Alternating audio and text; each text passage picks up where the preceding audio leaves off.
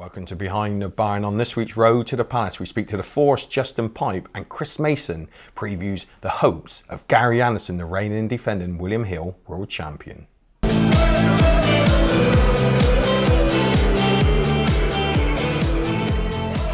Justin, all roads lead to the Alexandra Palace for the World Championship. Your debut in 2011, you got the third round in 2012. Is that a good venue? Do you like the venue? No, I don't. No, I don't like it at all. If I'm being honest with you, it's I feel a draft come through every year. I can feel a draft. It's fantastic. You know, it's a historic, amazing building. But for me, as a dart venue, I don't like it. No. So 200 to 1 outside. I'll tell you what, 200 to 1. That seems very big, very big. From of course, William Hill sponsors. I might put a tenner on that. To go with 250 grand, you know. Yeah, and you leading up to the World Championship, you're a year and you made the final of the Dutch Darts Masters in June against Michael. And of course, like we mentioned before, you are on your way back with fitness. That's a big part of it. So you're always confident. I know you didn't have a good World Championship last year, but you're always confident going into these events. I know. Always, yeah. I mean, I wouldn't be playing if I didn't think I could win whatever I go in, and that goes for the World Championships, a Players Championship, or a £50 Open in the local pub. Yeah. If I don't think I can win it, I won't go in it. And the day that I believe I'm making up the numbers, I'll just rather go back to work. Really? Yeah. And of course, one memory from the World Championship that stands out for you so far? It's probably a couple really. I mean, like Devon Peterson when he beat me. I mean, Devon took out I think 3 or 4 really big finishes, and I'm sat handy. I've missed doubles. Lawrence Ryder, I mean, that just gutted me, to be honest with you. I mean, I was pinning so many wires. That hurt. That was a gutter. I couldn't get out of that place quick enough. That's for sure. I think the thing that sticks in my mind most of all with the Ali Pally was probably playing Mark Walsh and my stem broke. Right, yeah. And I know what you want me to say, but I'm not going to say it. But no, the game of Wales was fantastic. Yeah. I mean, I didn't know what was going on behind my back, but we've had plenty of laughs since that, and giggles with each other. And but that was a cracking match, you know, and by far the best I've played up there, I think. Well, hopefully in a few weeks' time at Alexandra Palace, we'll see you on that big stage. I'll be working real hard for it, don't worry. And if I can stick it at the bookies, I will be. Yeah, 200 to 1. Yes. Thanks for your time, Justin. Cheers, Paul. Thank you. Mate. Yes, darts is in a great place at the moment, and then right around the corner from that, it's the Worlds. Yeah, lovely. And in fact, there's a new part we're doing to the show called the roads lead to the Palace. And of course, Gary Anderson, reigning and defending World's number 2. It's £190,000 clear of Phil Taylor in the rankings. So he's there on merit. 6.5 to 1, 13 to 2. And I was looking, and I'm sure you know it anyway, Chris. The players he beat last year to win it. Kirchner, that was an odd game for him. Klassen, Reyes, Wright, MVG, and Taylor. And he is timing his run just right, like he did last year. Yeah, and last year he won the very first Players' Championships and the last one. Yeah. And then that run he went on that amazing run. He won the Players. Yeah. The actual one at Minehead. Yeah. And then, he had an amazing run and of tough players. He didn't sort of, you get some World Championships where, the main seeds get beat and you end up playing, someone that you wouldn't expect or of a lower rank. But on that occasion, I mean, Reyes' game, although it was 4-1, that was a tough game. Yeah. A lot of them sets were nip and tuck. Yeah. But yeah, I think Lewis is very much the same. I think, the summer months, I suppose they got the match play, which they all really enjoy and get ready for.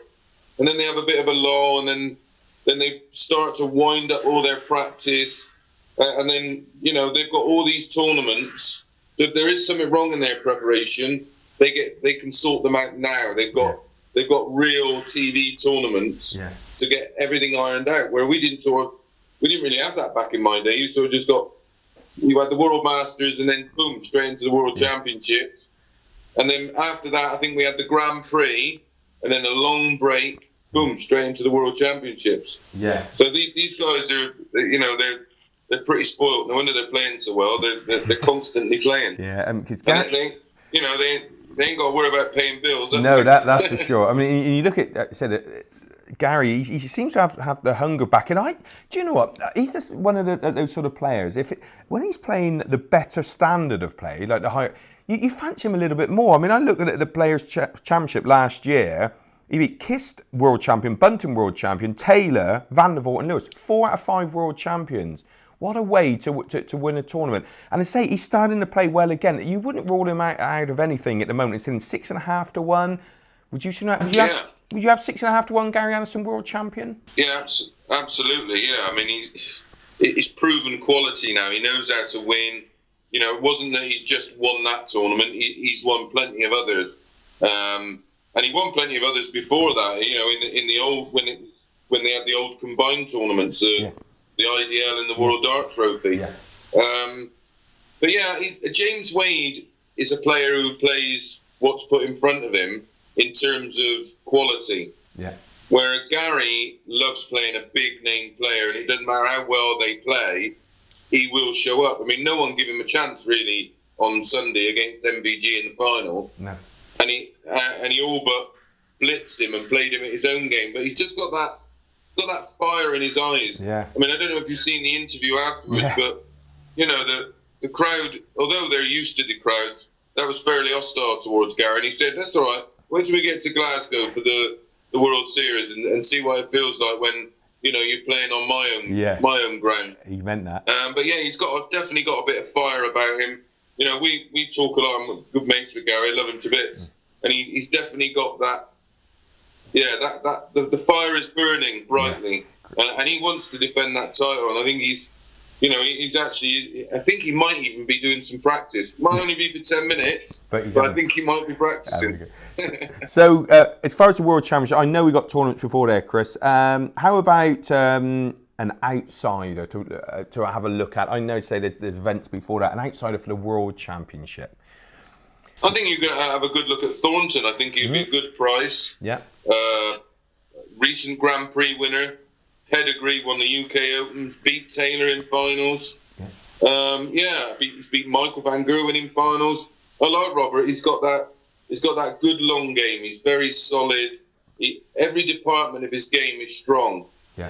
And mentally, very little phases him. When he does get beat, someone does something miraculous, as did Henderson with his 4-ton plus finishes against him in Belgium. Yeah. So yeah, I like Thornton again as an outsider. As an outsider, who knows? Mensel maybe. He might shake him up a little bit. I mean, he's fearless. You don't want him in the first round.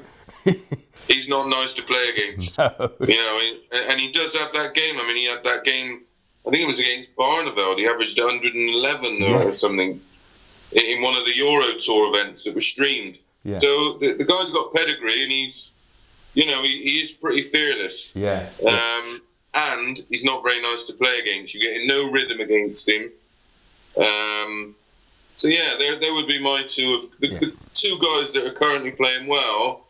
They're relatively dismissed by the bookies. Yeah, I think you're saying about that game. I think it was against Michael at 111, and I think Barney lost to someone. Right. Joe Cullen with the same sort of average, but that says it. Right. That says it all. That's just ridiculous. Yeah. But more importantly, Chris, obviously a few weeks ago was down at Butlins. You was rolling back the years there. Bullseye, double top, checkouts all over the board. I tell you what, you haven't lost it. No, I'm playing right at the minute. I'm ticking along quite nicely. I can't remember the last time I averaged under 90. So I've had a couple of 100+ averages at Super League. But when I go and watch these boys play, like in Belgium, I think, nah. Keep the comeback.